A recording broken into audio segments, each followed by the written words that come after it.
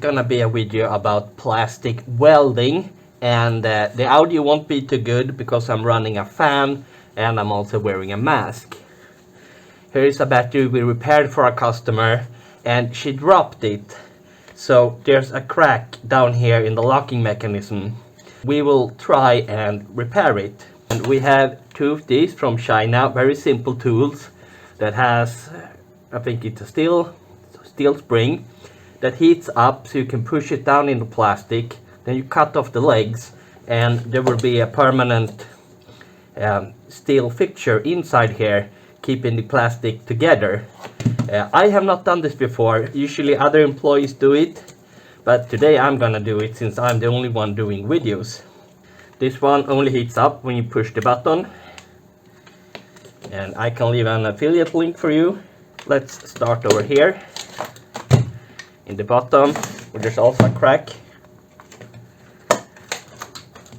See if we can fix that first. It's quite thin, so you don't want to push too much.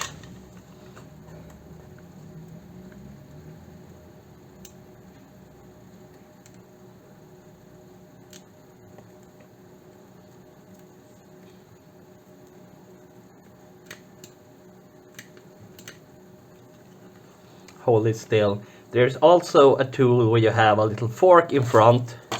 I don't really know where we left that tool, so I'm gonna have to do it without. Let's have a look. Excellent. And they come with different sizes springs. The tool is really cheap and you get a lot of these springs with it, so it won't cost you more than $1 to fix something like this. This one actually cools down very fast. It only applies heat to these tubes on the inside.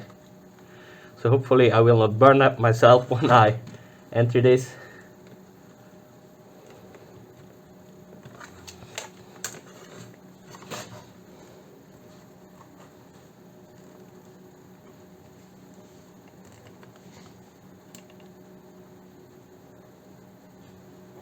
And it goes very fast, a lot faster than a soldering iron.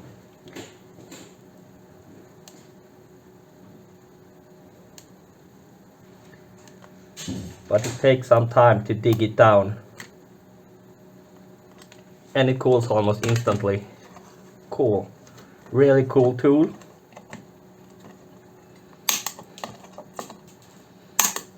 If you have the spatula as well, you can heat up over this and the ABS plastic will melt. But I just couldn't find where we have it.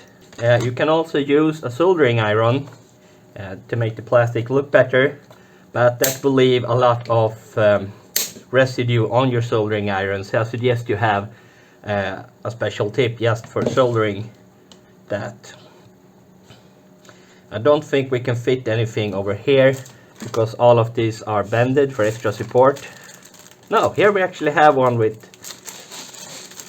is a little thinner. That will work perfect. I've never used this before and I am really impressed in both the speed and how well it turns out. I want some tape to make sure this one is in place.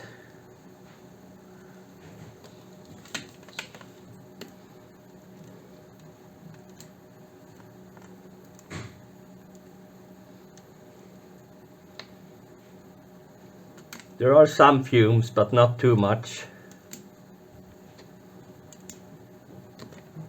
That one went through.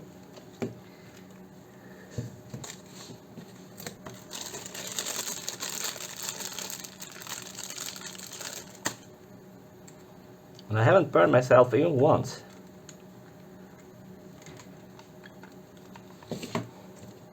Here the case is going in, so I don't want anything there. Maybe we can have it from this angle.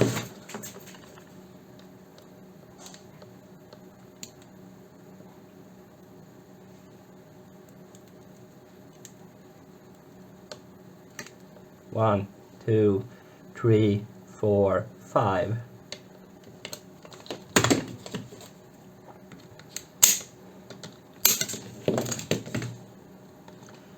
That's Excellent, excellent. I actually have a spare Hakko station I will heat up. This is a spare one we have, so I don't think anyone will mind that if there's some gunk, so we can use it plastic soldering. And usually you will need filler plastic. Here we have another piece of ABS plastic. Many times it says ABS somewhere in here, but I only have the top lid. Maybe it says that on the bottom, but most black plastic is, from what I know, ABS.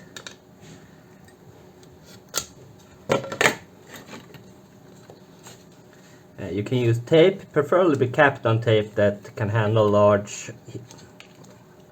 lot of heat, but I don't have any Kapton handy, so I will try with just electrical tape, because I think it will melt through before the adhesive loosens.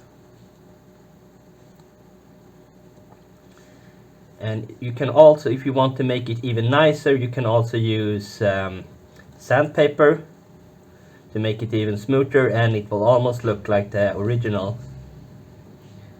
And this is the first time I'm doing this method, and fairly easy with a very good result. So if you ever need to repair plastic, depending on how much time you put down, I just put down 10 minutes to do this job. It's my first time, so. And you can probably get these triangular tips for the soldering iron as well, if you don't want a third tool. As you can see, it gets really gunky.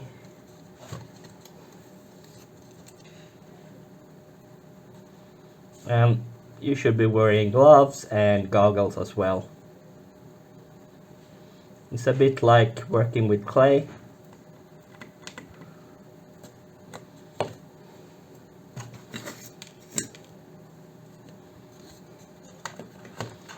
I just want enough to fill in the holes so that it doesn't accidentally pop a stitch, or whatever you should call it. It's very similar to when you stitch up a human, but you don't need to remove the stitch afterwards. It's there permanently, since plastic cannot self-heal. And this one is only set to 390 degrees. I would suggest going full power, like 450 Celsius, to make sure you have maximum heat transfer, and if you have it, a bigger tip.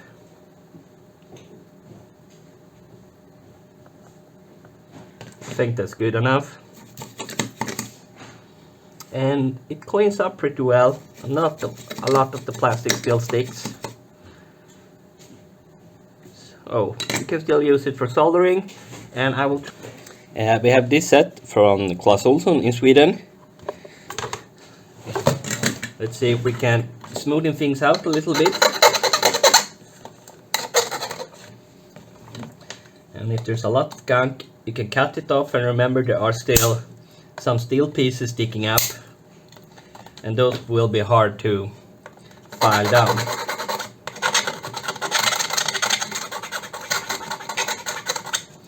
And it's not about looking good, but rather seeing if we missed anything important. And you can probably drop this again without it going up. I will not work with this any further. I think it's good enough for the customer. And so that's it. Really recommend Plastic Welder. I will include a link if you want this one, but it's very cheap. But we just wanted to try if this worked, and it worked perfectly. Thank you.